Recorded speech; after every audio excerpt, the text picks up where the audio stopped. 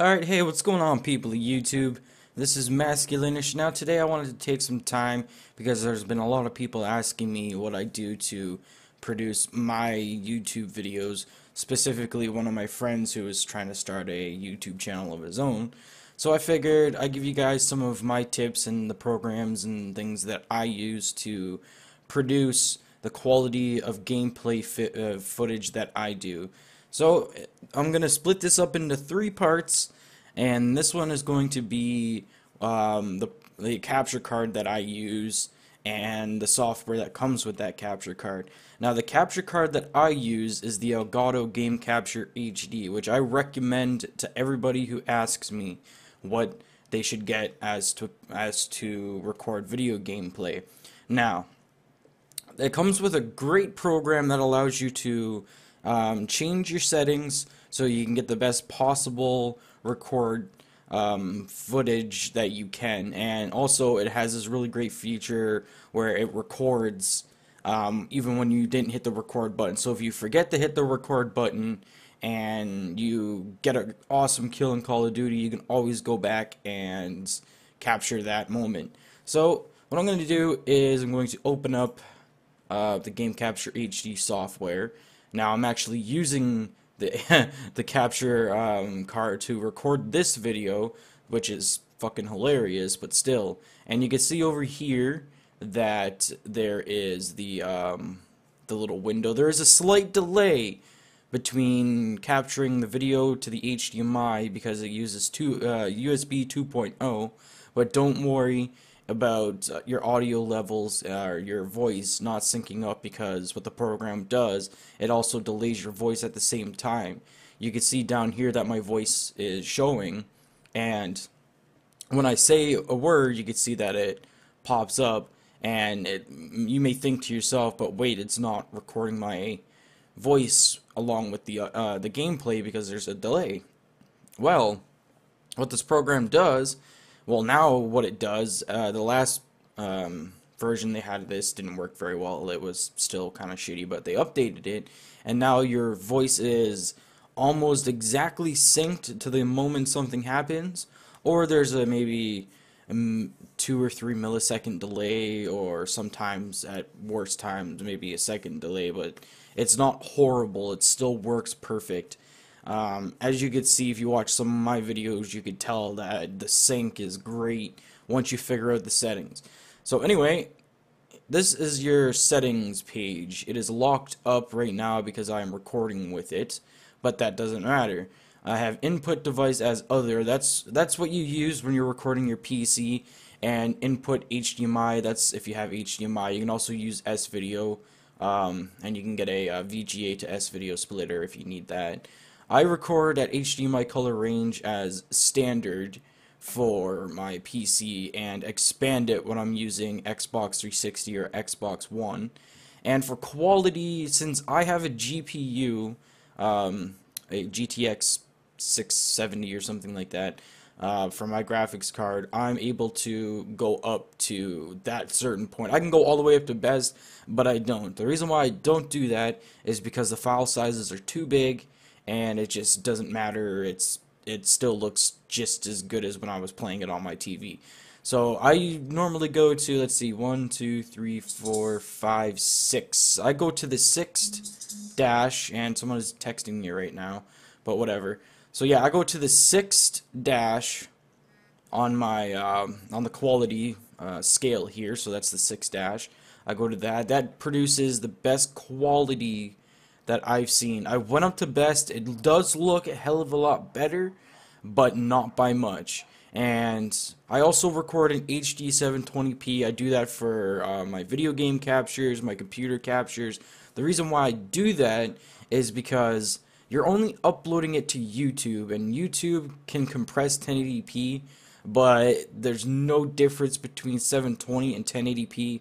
Also, it keeps your file sizes down to, like I said, something like 4 gigs or something like that. Like if you record a 10-minute video on the Xbox 360 of me playing Minecraft with my girlfriend, the file sizes are normally about 4 gigs, and I compress that down to about 480 megabytes, so it's pretty damn good. Now, for the picture quality, this is what's going to, say if you have it plugged into your TV and you're playing Call of Duty and maybe your reds are too purpley, or your reds are too pink, or your blacks aren't black enough, you know what I mean, something like that. You can go in here and adjust these settings to make sure that your TV is synced up with the color of the game, of the input that it's receiving, so that way you get the best picture quality and the capture card records at the best picture quality. I do not dick with these simply because for some ungodly reason, and I think whoever the hell came up with this program, that it suits my TV and everything that I record, so I do not need to change these. Now the audio settings, you could just leave that at 0 because honestly you can just edit it in later. Whatever video editing software you have, you can just raise the volume or lower the volume, whichever you want to do. Now these profiles are kind of cool. Now say that you have a TV, like I said, where you need to adjust the picture. Okay, now what this profile is going to do is, say if I wanted to keep this for one specific thing, I wanted to keep input device other, HDMI input, HDMI color range standard, profile 720p, and my quality meter at the 5th one, and also stretch standard definition, which I should probably talk about. Okay, so just real quick, preserve source format is, say your Xbox 360 is outputting at upscaled 1080p, the capture card will keep that source format for you. So this basically what this is. Stretch standard definition is pretty basic. Say you plug in a GameCube or something, instead of having the black bars on the side, it will stretch it to high definition for you. Crop to reduce size, overscan. Don't use that. It's complete bullshit and garbage. Just, that's about it. So anyway, back to these profiles. Now, if I added a profile and all these settings back here and here and here will be saved under a profile, and I can name that profile Xbox 360, and every time I record with my Xbox 360 I can load up this profile and bam, I have all my capture settings ready to go for me. So that's basically all you really need to know. Oh, by the way, TV compatibility. This pretty much sums up what it means. Only adjust this value if your TV fades to black while connected to the Elgato game capture. I have it set on 2. That's because the TV that I have needs the TV compatibility number 2. If you have blacks on your TV that you weren't there before, I suggest playing with TV compatibility, and that'll probably help you out. Okay, so let's move on. So say you are recording with your computer. This is the big thing that I ran into the first time I started recording with the Elgato Game Capture HD through my computer's HDMI pass-through. So basically, see this little speaker down there? Now if I were to unmute that, what the Elgato likes to do is when you talk and when the gameplay happens, it plays through the Game Capture HD software, so somebody can monitor it or you can monitor it. So now basically, if you are playing a computer game and all of a sudden you're hearing echoes from your voice or the game audio or something like that, what you're going to want to do is make sure you have this turned off. And when it's turned off, you'll see this dash through the volume here. Now, if we scroll down a little bit more down here, this is live streaming. Live streaming, if you download the standard version of the Game Capture HD, you cannot use the live streaming. But if you go to their website, you could find the streaming beta version of this, which you can download. You have all the same functionality as this one, but it just enables this live streaming.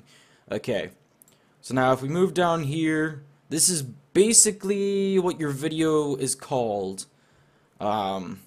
Like when you save it, it's always called My Great Capture, which I don't care because I could just click on it and view the video. So I wouldn't recommend changing any of this because it's just time consuming, whatever. And this also falls for the live streaming. So once you hit live stream, this will be your video title and the game that you're playing and the description, and these are your tags. Say if you're uploading to YouTube or something. And that's basically all you need to know. So this game audio right here is what you'd use to control your game audio. I have mine set to -33.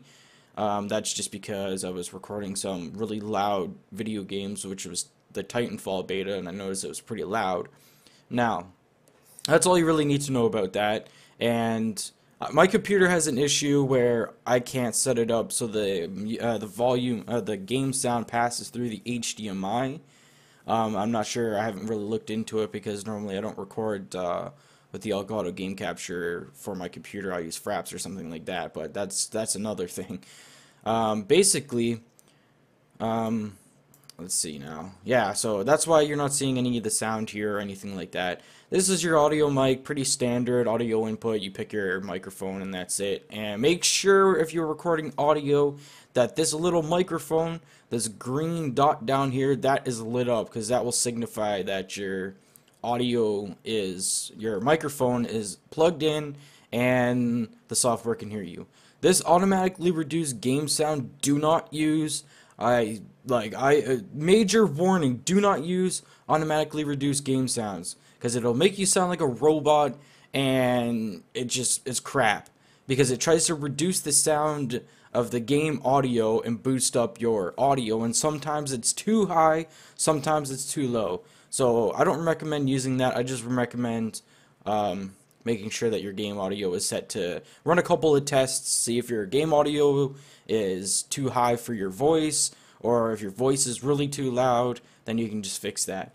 So let's move on.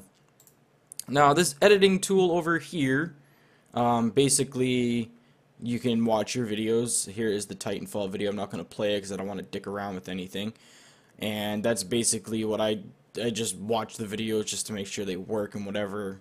Here's all your lists. And just as a note, if you hit delete, it's only going to delete the video from this and inside the software. It's not going to delete the video in the file that it's stored on your computer. So that's just a heads up. Okay, so down here it says share.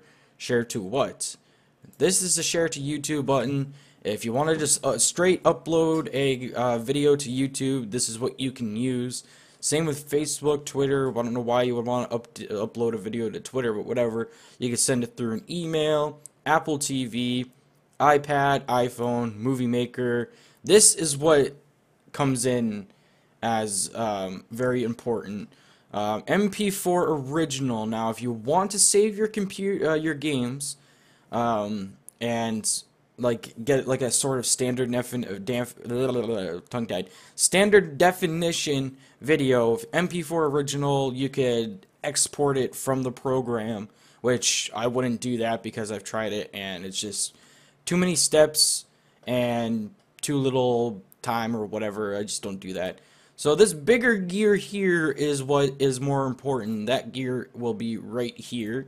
You click on that, and this is where your recording, your standard recording features come in. So no matter what, this is what the program uses, okay? So right here we have Game Capture HD library location. You can click on change and save where you and change where the video saves.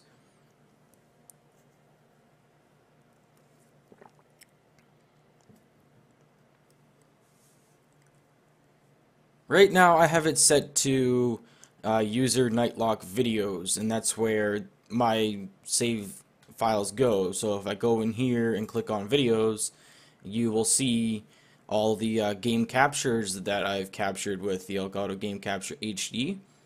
And then this is where you will go to drag them into your preferred editing program. So this is one of the main things you want to change, because the default is like in your documents or whatever. So, and if you ever lose a video, make sure to go to the gear and just double check where your videos are saving. Now, here is the enable flashback recording. I do not have enabled flashback recording because I always record no matter what. I'm always hitting the record button. But if you hit this enable flash button recording, let me just move this over. Down here, it will pop up with a little bar, and you will see the timer counting and counting and counting and counting, because it's basically recording everything you ever do. I don't use it because normally when I'm playing a video game, this button is always the golden orange, and I don't have to care. Anyway, now let's move on to the share option. Just keep it as always convert newly recorded videos and use the MP4 original for this specific thing. And all you can see is all of these are checked, so basically it's pretty decent anyway. But anyway, so that's basically all I use. Or you can, if you want to put it on an Apple TV or an iPad or whatever, or why you would want to do that is beyond me, but you can always just check to use the 1080p for iPad and Apple TV exports. So anyway, that's that, and let's see if I am forgetting anything else. We've went over everything. Yeah, okay, so I guess that is everything for the Elgato Game Capture HD. Like I said, if you want to see the quality, make sure you check out some of my more recent videos. Grand Theft Auto 5 is a best example. Sometimes the videos become laggy and stuff like that, but that's just Grand Theft Auto and the Xbox 360 rendering the video, but that doesn't really matter. Check out any of my videos and you will see the quality that I get with the Elgato Game Capture HD. I highly recommend you go out and buy this if you really want to take game capture serious and you don't want any trouble, any hassle, or anything like that. If you guys have any questions at all, make sure you post those down in the comments. I'd be more than glad to answer those questions, since I had a lot of problems starting with the Elgato too. Took time to figure out things and everything like that. That's why I'm here to help. So anyway, guys, thank you so much for watching the first part of how to get quality gameplay footage. The next part I'll be covering Sony Vegas Pro. Now I know that's really expensive and everything, but I will show you what you can do to make your videos better for rendering in Sony Vegas Pro, and you could take my tips and advice and pretty much use those for any editing software that you would use. Anyway, guys, thank you so much for watching. I hope you check out the second part once I do upload it. And thank you guys so much for checking out everything. I hope you guys find this informative. And like I said, please do not hesitate to ask any questions in the comments or personal message me on YouTube, or you can go check out my Facebook page and message me there, and I will be more than happy to help, because hey, YouTube's a community, and that's what community is all about, helping each other out, supporting each other, and that's what I'm here for. And I hope you guys will support me back by hitting this like button and subscribing and checking out my other videos and my main YouTube channel audience, the gamers. Check out some of my gameplay, and I will see you guys in the next video. Thank you so much for watching.